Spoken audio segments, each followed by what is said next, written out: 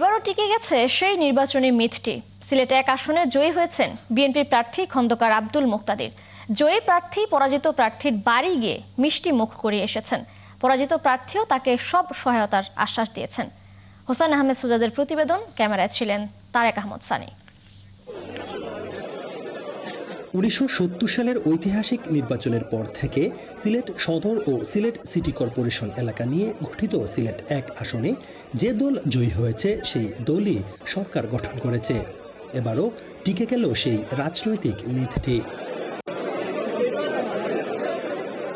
জামায়াত সমর্থিত প্রার্থীকে বিপুল ভোটের ব্যবধানে পরাজিত করে এ আসনে সংসদ সদস্য নির্বাচিত হয়েছেন বিএনপি প্রার্থী খন্দকার আব্দুল মুক্তাদির। ভোটাররা জানান, সিলেট 1 আসন শুধু একটি সংসদীয় আসন নয়, এটি জাতীয় রাজনীতির সূচক। নির্বাচন এলেই দেশ জুড়ে রাজনৈতিক দলগুলোর বিশেষ নজর থাকে এ আসনের দিকে। শিয়া বাটার ও ভিটামিন ই সমৃদ্ধ লিলি বিউটি সোপ, তারুণ্যময় উজ্জ্বল ত্বকের জন্য। রিমার্ক, ওনার যে ইশতেহারে যে কথাগুলো আছে ওইগুলো যদি উনি সঠিকভাবে পরিচালনা করেন, ইনশাআল্লাহ আমাদের এই সিলেট অনেক উন্নয়ন হবে। অতীতে আমরা সাইবুর রহমান স্যার সিলেটের উন্নয়নের রূপকার আসলাম। আমার বিশ্বাস সিলেটের 1 আসনের যে ফাঁস করছে তাই এই সিলেট 1 আসনের কাম করে উন্নয়ন কইরা। জয়ের পর এই আসনের জয়ী প্রার্থী পরাজিত প্রার্থী মাওলানা হাবিবুর রহমানের বাসায় মিষ্টি নিয়ে যান। এ সময় দুই প্রার্থী একসঙ্গে মিষ্টিমুখ করেন এবং পারস্পরিক শুভেচ্ছা বিনিময় করেন।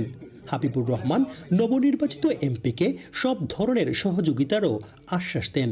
সকল কাজে সিলেটবাসী আসলে খুবই আন্তরিক, সবাই ওনাকে সহযোগিতা করবে এবং আমাকে উনি ওনার একদম পাশে পাবেন ইনশাআল্লাহ। অন্যদিকে খন্দকার আব্দুল মুক্তাদির বলেন, দলমত নির্বিশেষে সিলেটের উন্নয়নে সবাইকে একসঙ্গে কাজ করতে হবে। আগামী দিনে কিভাবে আমরা অনলাইন জুয়া এবং মাদকের বিরুদ্ধে সিলেটকে একত্রিত করব সেটার কথা বলেছি।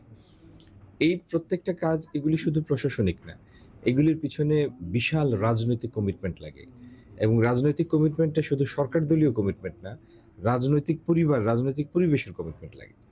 তো সেই কমিটমেন্টের একটা অংশ হবেন হাবিব ভাই, আমি এটা দৃঢ়ভাবে বিশ্বাস করি। নির্বাচনে বিএনপি প্রার্থী মুক্তাদির পেয়েছেন 1,76,936 ভোট, আর হাবিবুর রহমান পেয়েছেন 1,34,983 ভোট। হুসাইন আহমেদ সুজাত, 71, সিলেট।